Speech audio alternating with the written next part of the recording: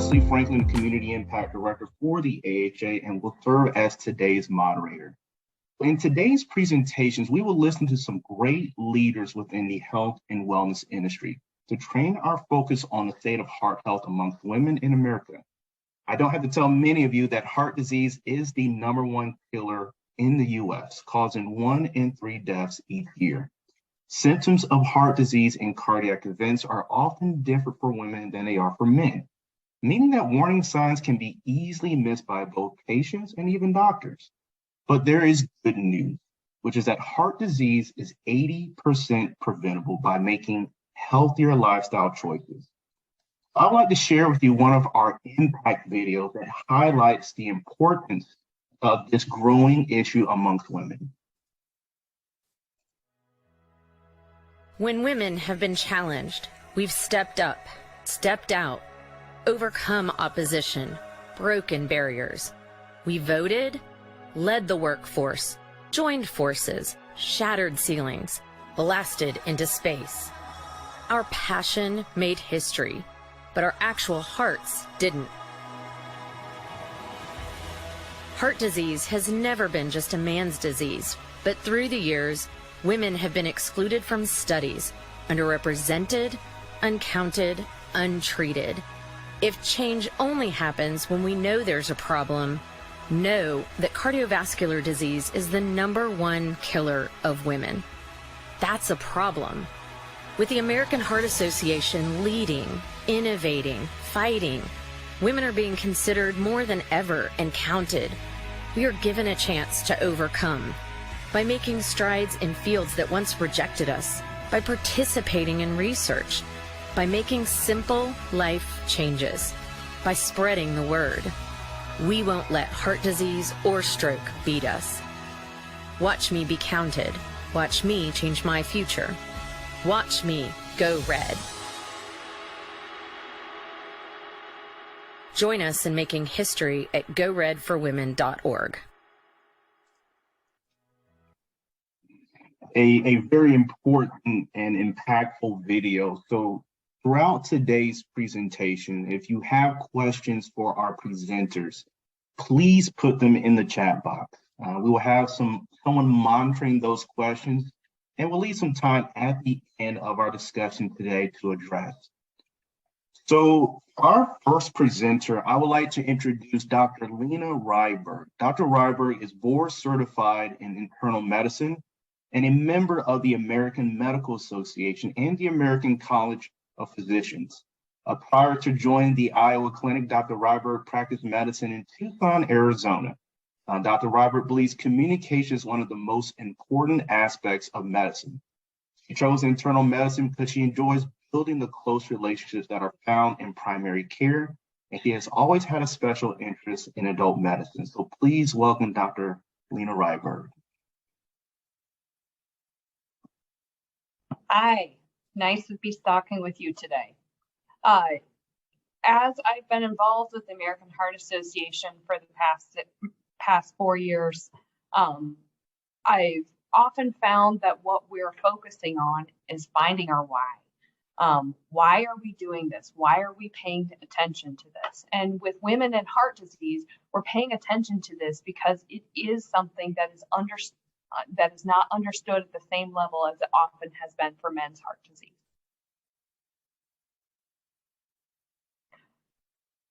So if you looked at those headlines in 2020 on any newspaper, you would think that the leading cause of death in the United States was COVID-19. Even in that year where we were devastated by the pandemic, heart disease still was our leading cause of death. And the interesting thing is that occurs across the board for all genders, all subgroups. If we looked at data that was released by JAMA in 2021, we can see that it occurred for both Black and white Americans. We were relatively equivalent between heart disease and cancer for Asian and Pacific Islanders.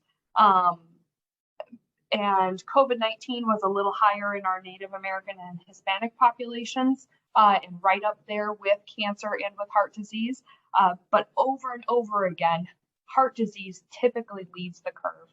I have some preliminary data for 2021 that has been released, though I don't have the full subgroup analysis, and it looks like it is probably going to fall out again to be heart disease being the leading cause of death. So that's why we care, even though it's maybe, not as headline grabbing as a pandemic, or as heart-wrenching maybe as disease with cancer. Heart disease definitely, for the large majority of us, is something that's going to affect us over our life. And as Wes said earlier, it truly is preventative, and that's the best part about this disease.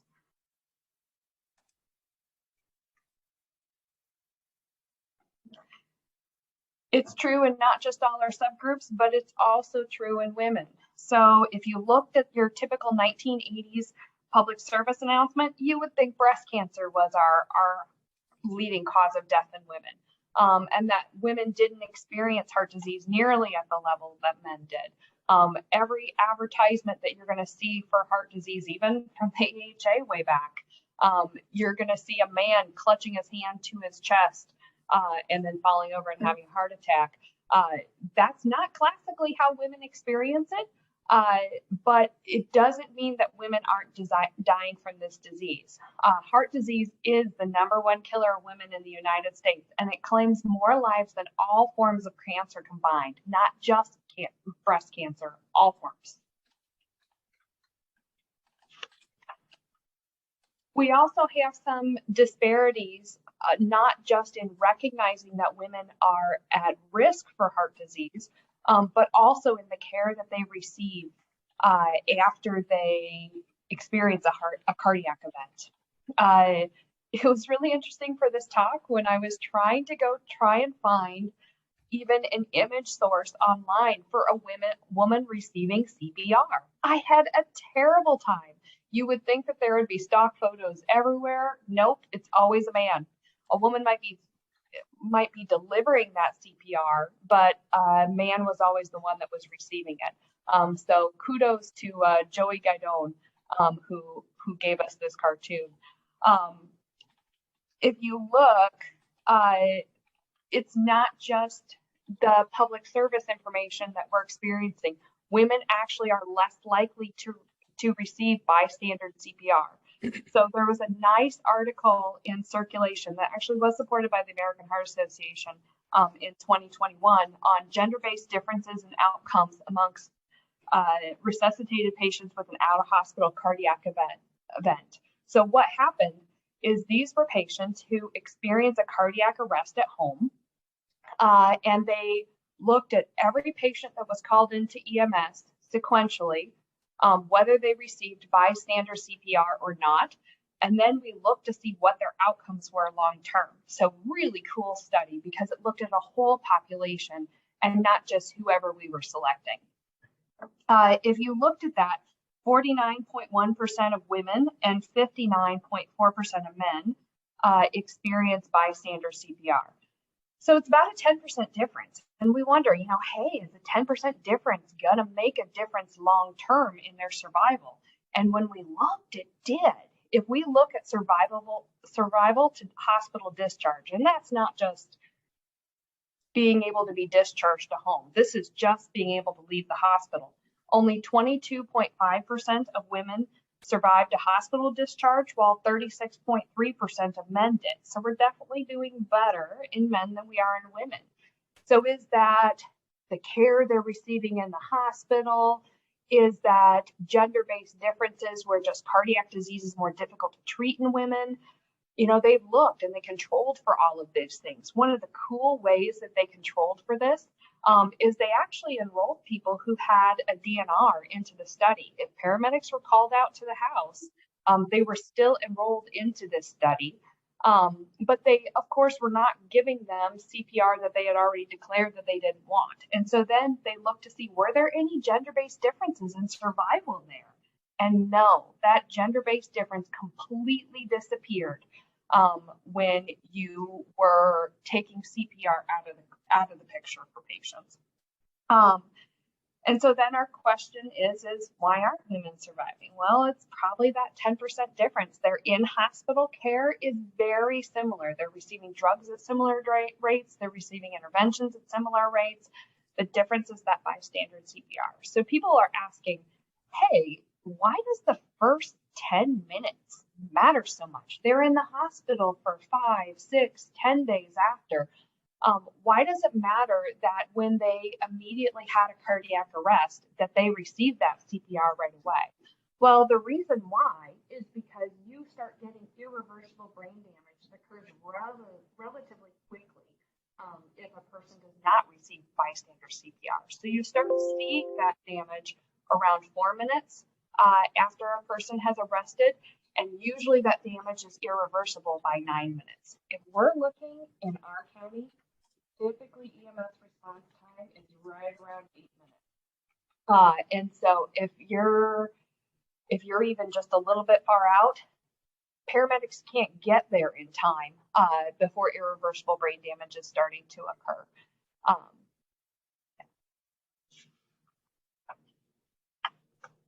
There's some differences also that occur in how women experience symptoms of heart attack. So men and women are equally likely to report pain. 89% of men and 87% of women will report some chest pain, but women are more likely to have an associated symptom with that. That might be some indigestion that comes with it, some epigastric pain. They might have palpitations. They might have pain that goes along the jaw or up the neck or to both arms rather than just classically the left arm. Or even pain between the shoulder blades. And that sometimes can lead people to not recognize it as quickly as they otherwise would.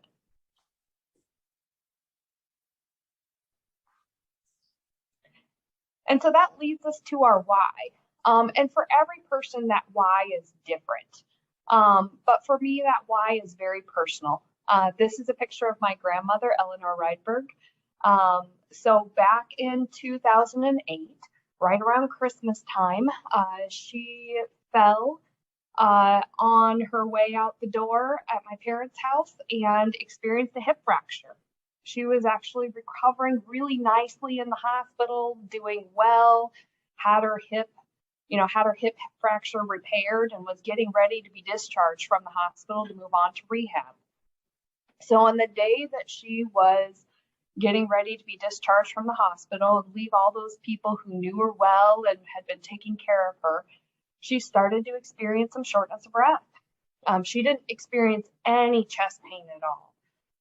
That shortness of breath accelerated over the day to the point where, as she was being transferred to her rehab hospital, that my mom got her on the phone with me, and I could hear how much she was struggling. And then when I got off the phone with her and talked with my mom, I said, she has either had a massive heart attack or a massive blood clot in her lungs. It's one of the two. We just don't know which one. You need to get help. This was in that messy transition time when caregivers who knew her very well had been saying goodbye and caregivers who didn't know her very well were saying hello. So it took a little bit more time than it probably took usually to recognize that this was a significant change for her.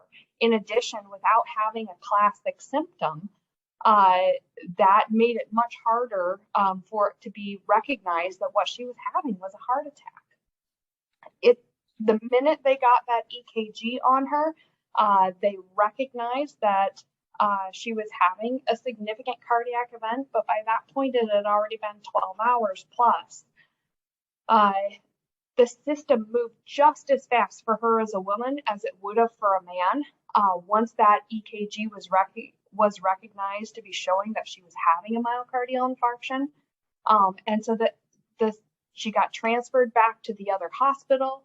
In the time it took me to drive from Fort Myers to Tampa to get on a plane to go home, she was in the cardiac cath lab and had the diagnosis of triple vessel disease. In the time it took me to get a standby flight during the Caucasus back to Iowa, she was out of that cardiac cath that had shown that she had triple vessel disease and into CT surgery for an attempt to bypass her. Unfortunately, the problem is that when they went in to do that cardiac bypass, she needed to have 3 grafts, and 2 of the vessels just fell apart because it had been too long. It hadn't been recognized early enough.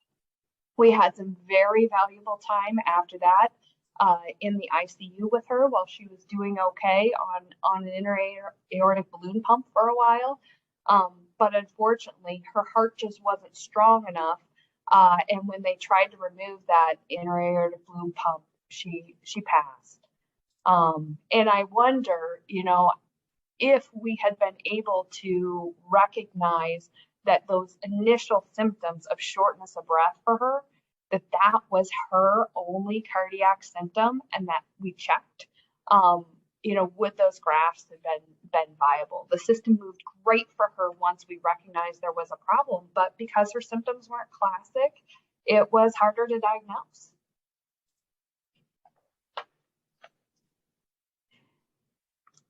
And just like my grandmother, for me, is a why to be involved in women's heart disease with the American Heart Association. The changes that we've had moving forward as we support research in women for cardiac disease and as we make gender-based interventions in order to improve cardiac care, we can see how that moves forward. If you could add the other pictures for me. So my Rydberg grandmother, we had difficulty recognizing her cardiac event. But the good thing is that a couple years later, when my Aldridge grandmother, who is on the other side, had signs and symptoms of a stroke, she had been educated by the FAST campaign. And so then she recognized it in herself. She was able to be taken very quickly to a stroke approved center where she received excellent stroke related care and just recently celebrated her 90th birthday with us. So we can make improvements and we can change. My mom, who's in the center, has recognized based on both her mother and her father having significant cardiac disease, along with her grandfather having significant cardiac disease, that she had some risk factors. She had hypertension from a very young age. She also had an elevated weight for height, and that was something that she'd always struggled with, along with diabetes. And so she recognized that if she treated these things and was able to lose a significant amount of weight, that she could meaningfully reduce her cardiac disease risk. So she made the decision to have bariatric surgery and resolve her diabetes, significantly cut her hypertension, and then get her weight for height down into the normal range. With that, within 12 months, she had cut, we use a score called the Framingham Risk Score to assess what a person's risk of having a heart attack in 10 years. And she had cut it in half. And so meaningfully, there was change that can allow us to move forward and have her not suffer in the same way that her family members have. It's inspiring to me.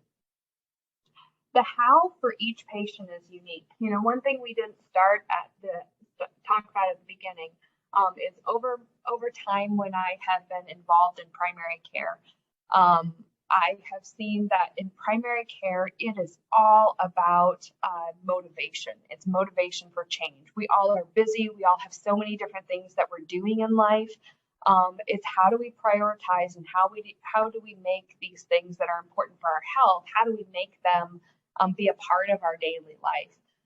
And so through that, I've gone back and gotten a board certification in obesity medicine to help people with these lifestyle factors that make a difference in cardiac disease long term. Again, because this is our most likely ticket out of life.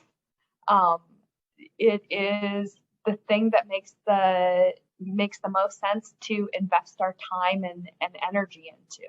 I really like Life Simple 7 from the American Heart Association as a way to kind of go around that circle of behavioral change. We're not ready at every moment to work on all of these things. What I like about Life Simple 7 is that these are the 7 different pieces that if you keep moving around that circle and improving, that over time, you're going to see your health circle up rather than circle down. So the first one is to eat better. None of us are perfect. We're all going to have our little things that we sometimes enjoy and indulge in. But can we get the adequate amount of healthy protein per day that's low in saturated fat? Can we get our 5 leafy greens a day? The second one is lose weight, keeping that weight normal for where our height is, and that is not an easy path to go on. What's average for people is to lose 3% but gain 1% every year. And so over time, the normal is to creep up just a little bit. By changing some of the ways that we're eating and the ways that we're exercising, we can make a meaningful difference in weight control over the long term. The third is to get active. You know, we are not designed to just sit at a desk all day, though oftentimes that's what we're doing. So what can we do to add an unintentional activity during the day? What can we do to be a little bit more active in the evening or take a little walk over lunch? Little things, incremental change often add up to big health gains. Stop smoking. You know, smoking is one of those things that it is incredibly hard for people to work on, but we know how much cardiac disease it causes and how much we can prevent by stopping. Manage blood pressure. Know your numbers. Many people do not know what their blood pressure numbers are. And if you don't know what your blood pressure number is, you can't then manage it. I've really liked Wes has been involved with the blood pressure in barbershops program where we've been bringing blood pressure to where people are so that they can get a sense of where their numbers are and then move that next step forward to actually controlling it. And then control cholesterol. People do not like to be on cholesterol medications. People struggle with some of the dietary changes that are needed to improve cholesterol, but man, getting those numbers where they should be can really make a huge difference in preventing our cardiac disease. We have an awesome study called the Danish cohort study that looks at what we can do with some simple medications to prevent cardiac disease. And we can actually show that regardless of risk factors, you've got mortality benefit, which is mind-boggling. The same patients who are at risk for cardiac disease, if we're then modifying that risk and getting their numbers where they should be, we can have them live longer, regardless of where they started from to begin with. So that's meaningful. And then reducing the blood sugar, getting that blood sugar right where it needs to be. It acts like sugar when it's elevated in your system, acts like sandpaper on the inside of your blood vessels. And when it does that it makes it very sticky. And then I don't care how good your cholesterol is, it's going to stick to those walls and you're going to start getting vascular disease. So the how for each individual is unique. And what I love about this is, again, you may not be ready to stop smoking yet. You may not be ready to work on more exercise, but maybe you're ready to work on eating. Okay, go with that. Move forward. That's how over time we add sequentially these additional healthy habits. Thanks for your time.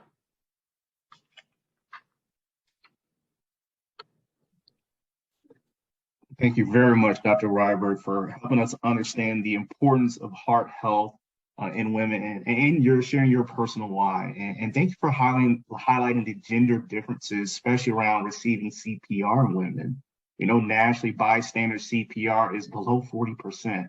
So the AHA is doing a lot of work to help boost some of those numbers up, so people have the knowledge and understanding to say, hey, we need to take action. So I appreciate you for highlighting that point in your message and all the great things that we can do to prevent heart disease going forward. So thank you very much for sharing that. Next, I would like to introduce Dr. Gregory Welk. Dr. Welk is a professor in the Department of Kinesiology at Iowa State University. His research focuses on the assessment and promotion of physical activity in different populations. He directs the ISU Translational Research Network and coordinates dissemination of the evidence-based Walk with Ease intervention through both in-person and virtual formats.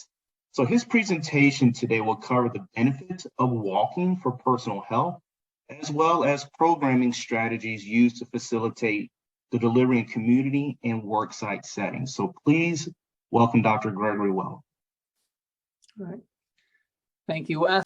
All right, so what I'm going to cover today is the Walk with Ease intervention. So it builds nicely on what Dr. Rydberg was covering, but I'll really focus on just one of those simple 7 strategies of physical activity. So I'm in kinesiology, that's what I know best, but I'll also explain the impact that we can have collectively by collaborating and working across systems.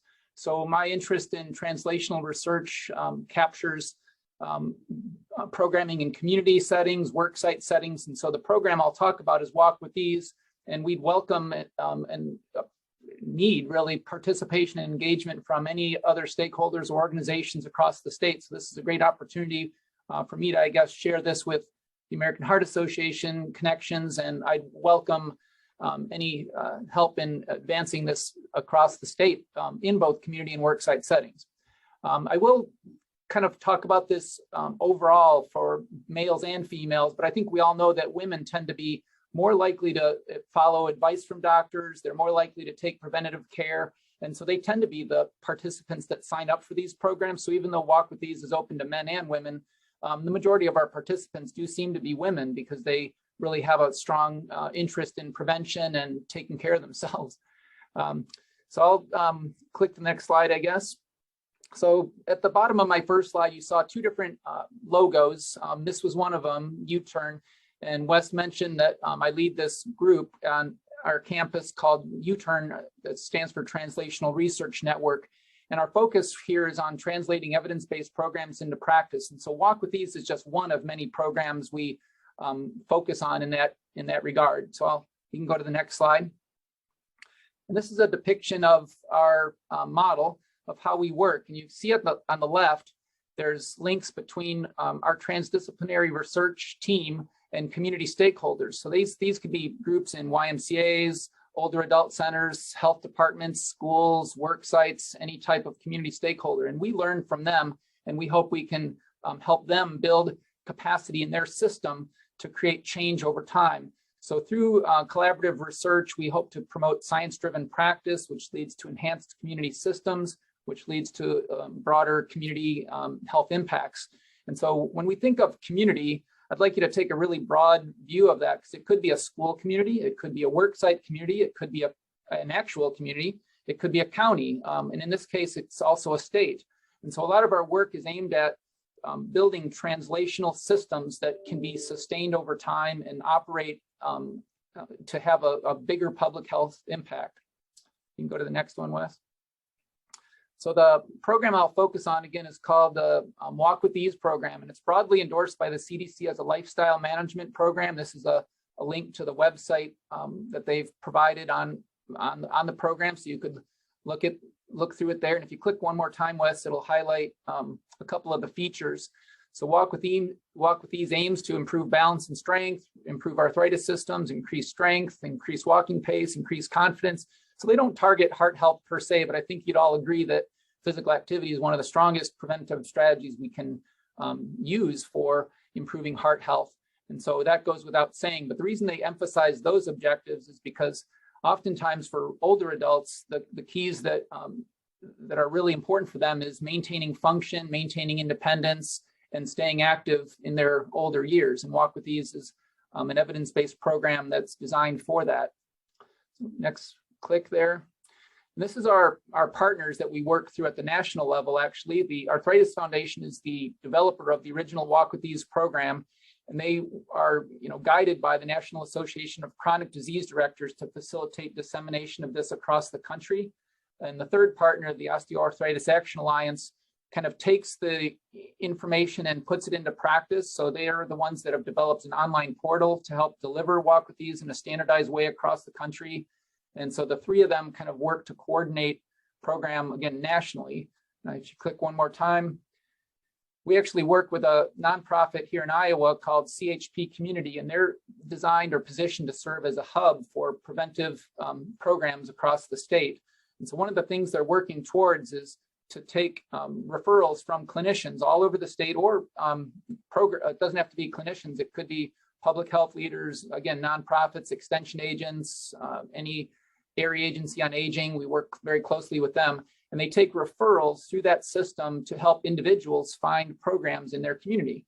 So for example, if a doctor in Ames here refers a person and has a patient that would benefit from a walking program, they can refer them to CHP Community. CHP Community would say, oh, I see we have a program called Walk With These in your area. Would you be interested in enrolling in that?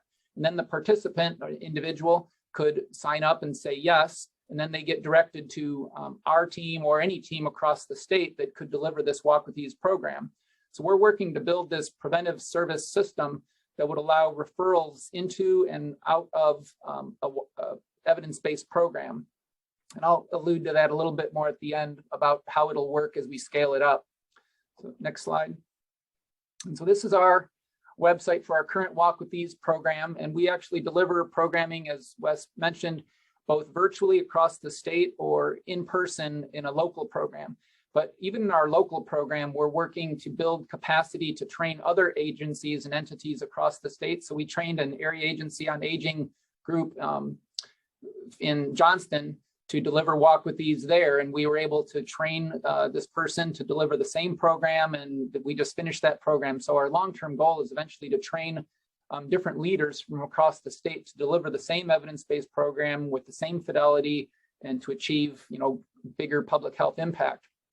So this is the flyer for our statewide program that also is available for anyone in the state. So if you want to jot down those names, if you're interested in Walk With These, we'd be happy to have individuals sign up. You can email us at walkwiththese@IA State, or our website is walkwiththeseisu.org. And all the information is there on how to sign up and enroll. And the unique thing about what we're providing with our virtual program is that we assign individuals to a personal health coach. So I train students here to be health coaches and to use a skill called motivational interviewing. So participants don't just get the standard Walk With These program, they get an enhanced version that includes personalized health coaching. So now we'll click to the next slide. So this is the overview of the basic program. It's a 6-week program. There's this guidebook that's depicted in the picture there. And in addition to the book, individuals would get access to this website portal that provides additional motivational content and tips. They get a weekly reminder. They get instructions on starting exercise and what exercises are best for them for their specific condition. And again, then our team adds a personal health coach on top of that to enhance motivation and improve accountability. All right, next slide. So the target population is for all adults who want to start and maintain an active lifestyle for many reasons. Our program is specific for adults over 60 years or older, and that's required by our IRB permission so that we have a certain inclusion criteria. But programming is available to anyone regardless of age. It's just that in our clinical trial, we only take people above 60 for our motivational interviewing condition. But as it highlights there in red, it's available to anyone. So the benefits extend to a variety of clinical conditions as well as promoting quality of life. So I want to, again, remind us all that physical activity is one of the strongest things we can do to reduce risk of not just heart disease, but improve quality of life overall. All right, so I thought I'd spend the second half of the discussion or presentation here on a specific version we're also deploying in work sites. So work sites are one of the most powerful ways to reach adults in the country or in the state or in a community. And so we've actually built a specific version of Walk With These that's designed to work in work site settings. So we call it Walk With These in the work site. You can click the next slide. And so this is just a depiction of how we market it across to work sites. And so I'm depicted there, and I'm joined here on the call by Keely Woods-Guy, who's a DMU student studying for her MPH degree. And so she's currently leading our version of Walk with Ease in the work site. And she might have some comments at the end on how to still get started. We're actually rolling out the first phase of our fall 2022 programming right now, but we are opening a second one that will launch in a couple of weeks. So there's still time for you to spread the word or have a work site express interest. And I'll walk you through how that specific program works. All right, go ahead. Next slide. So again, the program operates the same, but with the Walk with Ease in the work site version, we cater it to the working adult who's probably more active, more likely to be not have the same arthritis symptoms and pain levels, but all people can benefit from being physically active. So it's designed as a standard worksite intervention incentive program that a company could use to help their employees be healthier. And so one of the features that's consistent with our translational approach is that we also don't try to deliver the program necessarily on our own. We rely on the company to provide the infrastructure, the motivation, the incentives, the strategies. So we try to train work sites to deliver programming and using best practices and have them learn how to build this into their standard programming. So not all work sites have hired staff and a lot of resources. Some smaller companies don't have the funding or the staffing to do those things. So we've developed Walk with Ease that it could be adopted by small, medium, or large companies and help complement existing programs or be a standalone program for like a fall campaign. So we can click to the next one. And so this is, again, our program is consistent with what the Arthritis Foundation is strategizing and delivering it nationally. And so this is their headline of Walk with Ease, say yes to a healthier workforce. And they encourage companies to do just what we're doing by delivering Walk with Ease. So, but our strategy is that we're trying to make that easier for companies to do that by, meeting them halfway, sort of. So if a company is interested in delivering Walk with Ease, they could onboard with our Wellness Works organization. That's what's depicted here at the top right. And that's the other icon I showed you at the very beginning. It's an outreach program that we have set up to deliver programming in work sites. And so a company can onboard and say, yes, they'd like to try Walk with Ease. And then our team takes it from there and creates ways to onboard individuals. And then we run the programming, produce a report that we share back with the worksite leader. And that's been our model. And we're in phase 3 of our implementation of the program now. So next slide.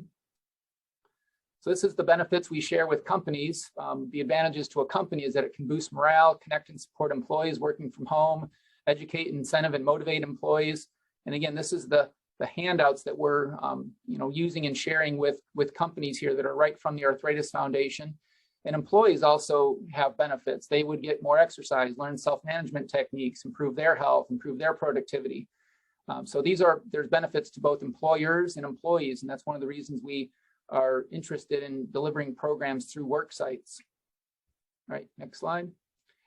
And so the structure is the same as the other programs I described. It's a 6-week program. It uses the same online portal, but we customize the emails and communications so they're more engaging for a younger audience. So everyone can benefit from adding physical activity into their day. And so we make them a little bit more personalized for a work site population. Okay, and this is the way to get involved. And so this is a QR code. And if you're interested as a company, you can literally scan this and that would open up an online form that you can tell us about your company or organization, and we can follow up with you later about how to get started. But I think if we can just have you also just email us at those emails below, or I guess those are our social media tags, but Wellness Works at IA State would get to both Keely and I. There you go. So those are the emails that you can use to reach either of us. And that's the essence of our program there. And I'm happy to answer any questions. All right. Well, thank you very much, Dr. Welk, for sharing the great work you guys are doing at ISU, and especially with the Walk with Ease program. So we're going to use this time now to kind of open up the chat for questions. As I mentioned earlier, we do have someone monitoring those questions there. So Brian, I might need your help if there is something that's been lifted up. I'll give you a few minutes to kind of scroll, look at the chat, but I do have a question for each of our speakers as Brian's taking a look at our chat box here. So my first question is to you, Dr. Rydberg. You know, from the message that you share with us today, I mean, we're hearing more stories of younger women having heart conditions. Mm-hmm. What could be kind of a contributing factor to that, and maybe how soon should women start seeking that medical advice from a cardiologist? So what are your thoughts? That is a good question. I think as a population, we over time have become more sedentary, and diet over the last 20 to 40 years has really changed a lot. There is a lot more added salt into our food. There's a lot more added sugar into our food and a lot less activity. And when you combine those things, both women and men are seeing higher amounts of cardiac disease. In the past, women had cardiac disease, but we just didn't recognize. So at the same time as a population, we're getting a little less healthy. We're also recognizing that women share in this in equal proportion as men do. And as you saw from the slides earlier, it's not that women weren't having cardiac disease before, but it's oftentimes that interventions become later, not just with bystander CPR, but also even when women are having symptoms of a cardiac event, they're often not recognized that those are in fact cardiac symptoms, because it is felt to be more a man's disease when truly it's not. So I think that's why we're hearing more of these stories. But I also think, just like Dr. Welk was talking about earlier, women are very open to these kind of behavioral changes and preventative medicine. I run a good size obesity medicine practice, and I can tell you I love taking people off meds because they're healthier and don't need that support anymore. And it is truly amazing to see what little changes. I oftentimes will have somebody pop in like for 10 minutes, a 10-minute walk 3 times a day. For some patients, that's enough. I can take them off a blood pressure med. The cardiac risk for somebody who is an elevated weight for height, who is highly active, versus somebody who is normal weight and sedentary is equivalent. So you don't even have to wait to get to normal. You just have to add that activity piece first. Nice. My next question here is to Dr. Welk. We know stress management has been picking up even more so these last few years. And so as there are many people that are working from home and, of course, juggling multiple responsibilities even more so, what is kind of your take-home message for those interested to find a heart-healthy balance? I know Walk with Ease would be a great way, but what is kind of your take-home message and all for this current landscape that we're living in? Yeah, I guess as a physical activity promoter, I have to just keep emphasizing the benefits of physical activity for multiple things. I think when people are active, it helps them change other behaviors. So it's somewhat of a gateway behavior. We talk about gateway drugs, but this is a gateway behavior. As people start adding physical activity, it makes it easier for them to adopt the other 6 out of the simple 7. So I think it's easier to add something positive to your life than take it away. And I like to emphasize that physical activity provides all these additional benefits of sleeping better, feeling better, having more energy. All those things are the intangibles. And obviously stress management's very relevant for that. And people universally will report that they feel better after a walk. And psychologists, in our department here study that. Like, how does it work? Why do we feel better after we walk and move? Well, there's many reasons, but we all experience it, right? It's firsthand knowledge that we walk, then we feel better. Our mind opens up. And so I think it's one of the most powerful things we could do to improve our well-being. Absolutely. And I see that Keely has dropped some good information about the Walk with Ease initiative. And I think there's another group launching October 24th. So We'll definitely get some of that information out, especially to some of our AHA volunteers. I think there'll be some good takers there to want to be a part of that next group. So thank you very much for sharing those details and to both of your messages here for today. So I got a few little closing remarks here as we're kind of nearing the end here. I didn't see any other questions jump out at me, but Brian, you might have to throw something my way if something did pop up. But like we have shared throughout, the impact of heart disease in women is trending in the wrong direction.